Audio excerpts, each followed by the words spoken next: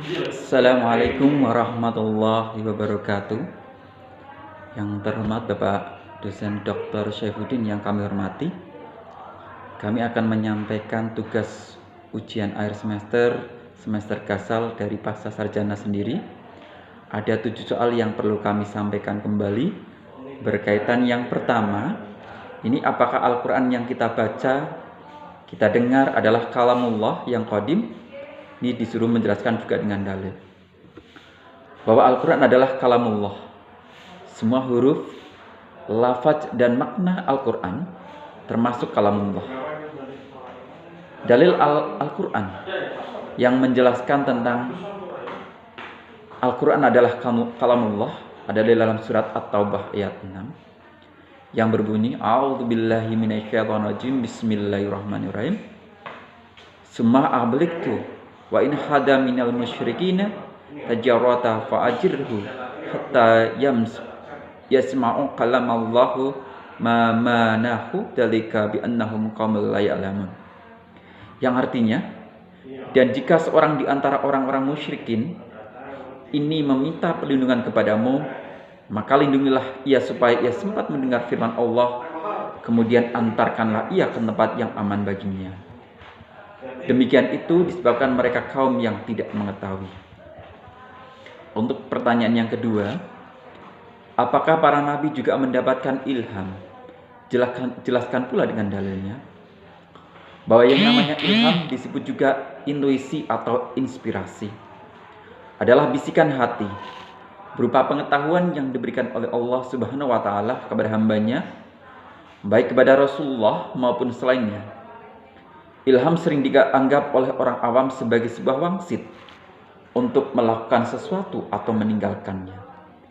Sedemikian berharganya ilham atau wangsit tersebut, sehingga tidak jarang orang yang mengeluarkan biaya yang tidak terhingga atau melakukan aktivitas dan ritual yang bermacam-macam untuk mendapatkannya. Bagaimana kedudukan ilham dalam Islam?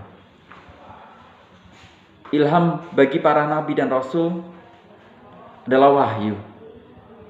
Sebagaimana firman Allah di dalam surat Asy-Syura ayat 51 yang berbunyi, "Wa ma kana libasyari ayyaqul limahullahu illa wahya aw min wara'i hijabin aw yusrika Rasulullah fayuhi bi'idnihi mayasya'u innahu ala aliyul hakim."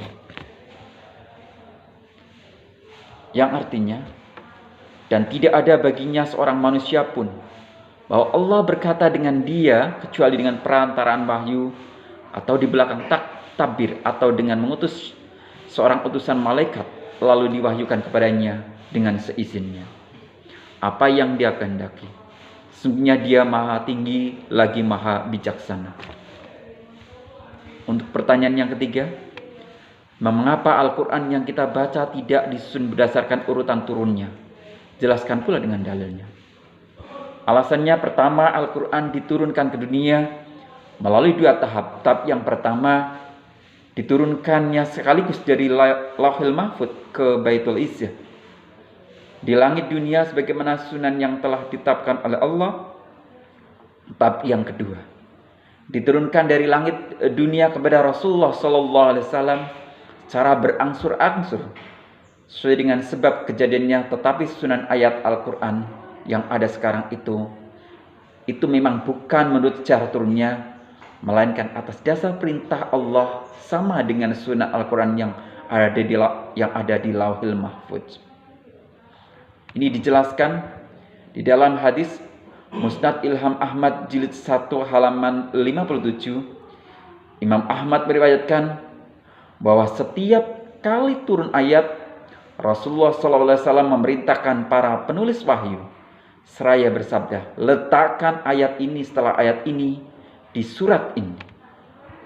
Pertanyaan yang keempat, mengapa Al-Quran disebut mukjizat terbesar? Jelaskan dengan dalil dan dengan membandingkan mukjizat-mukjizat yang lain. Mukjizat di sini akan tetap berlaku sepanjang masa. Mukjizat Al-Quran tidak terdapat pada lembaran fisiknya, tetapi dalam bahasa dan maksud yang terkandung di dalamnya.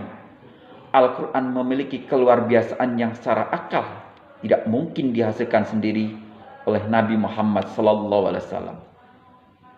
Tidak mungkin Nabi Muhammad mampu menghasilkan karya agung yang bernama Al-Quran. Hal ini menunjukkan bahwa Al-Quran seluruhnya berasal dari Allah Subhanahu wa Ta'ala. Ini juga dijelaskan di dalam bagian surat Ar-Rum ayat 2 sampai dengan ayat 4. Maka bisa dikatakan keindahan bahasa Al-Quran mempunyai keindahan bahasa yang tidak mungkin ditandingi ahli bahasa Arab manapun. Maka bisa dibandingkan dengan mukjizat-mukjizat yang lainnya. Pertanyaan yang kelima, bagaimana hukum membaca Al-Quran dengan tajwid? Jelaskan pula dengan dalilnya. Membaca Al-Quran dengan tajwid tidaklah wajib. Yang wajib adalah membaca harokat dan mengucapkan huruf sesuai dengan sebagaimana mestinya. Misalnya tidak mengganti huruf ro dengan lam, atau huruf zal diganti dengan za, atau semisal itu yang merupakan perkara yang terlarang baginya. Dengan demikian, apa yang disebutkan sebagai ulama qiraat bahwa wajib membaca Al-Quran dengan tajwid, yaitu semisal wajib membaca dengan ikhfa, idgham, idhar dan lainnya, adalah hal yang kurang tepat dan membutuhkan dalil syar'i untuk mewajibkannya.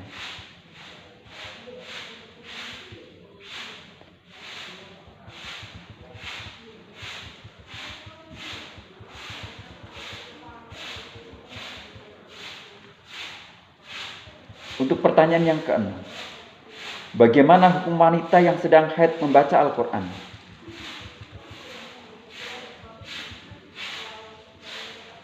Yang mengharamkannya adalah mayoritas jumhur ulama, yaitu dari mazhab Abu Hanifah, Imam Syafi'i dan Ahmad bin Hambal. Sebagaimana dalilnya hadis Ibnu Umar radhiyallahu an, bahwa Nabi SAW bersabda, janganlah wanita haid dan orang junub membaca sesuatu dari Al-Quran. La taqra'ul haidhu wa junubu syai'an minal Quran. Ini diambil dari hadis riwayat Tirmizi nomor 131, Ibnu Majah nomor 596.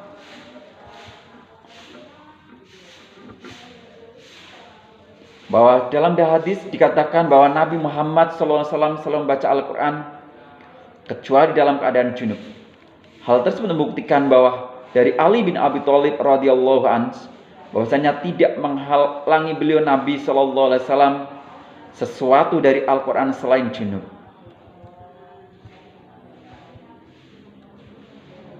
Kemudian pertanyaan yang terakhir atau yang 7, tafsirkan ayat Al-Quran, ayat surat Al-Baqarah ayat 23 dengan pendekatan tarbawinya. A'udzubillahi minasyaitonirrajim. Bismillahirrahmanirrahim. Wa in kuntum fi raibin mimma nazalna ala abdina bi syuratin mim mithlih fatu bi suratin mim mislih wa usyhadaakum min dunillahi in kuntum syadiqin. Yang artinya, jika kamu ragu pada Al-Quran yang kami wahyukan kepada kami, yaitu Muhammad, datangkanlah satu surat yang semisal Al-Quran. Ajaklah para saksimu, yaitu pembelamu selain Allah, jika kamu orang-orang benar. Tafsir surat Al-Baqarah ayat 23 menjelaskan bahwa menantang orang-orang kafir Mekah untuk mendatangkan sebuah surat yang serupa dengan surat pada Al-Quran, baik dari segi balaghah, keindahan struktur, maupun kandungan sebenarnya kabar gaib. Surat atau surah adalah potongan kitab yang memiliki awal dan akhir. Ia minimal terdiri atas 3 ayat. Sedangkan para saksimu adalah Tuhan-Tuhan yang disembah selain Allah agar dapat membela mereka. Demikianlah untuk tugas UAS Studi Al-Quran yang diberikan. Terima kasih. Wassalamualaikum warahmatullahi wabarakatuh.